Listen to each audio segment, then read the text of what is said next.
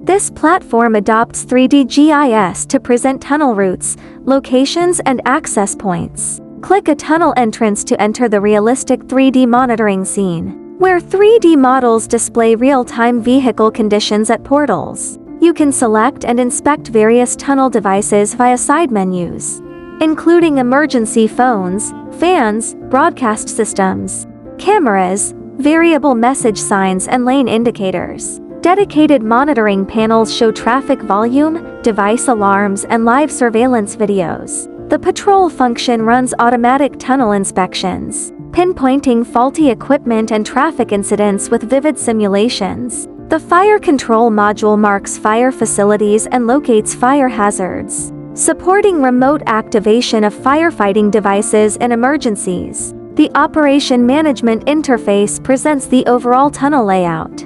You can locate devices by tunnel sections, check their operational status, and remotely adjust tunnel lighting brightness. The alarm management page provides statistical charts for time-based and device alerts. Users can filter queries by tunnel ID, equipment ID, and alarm status for efficient troubleshooting.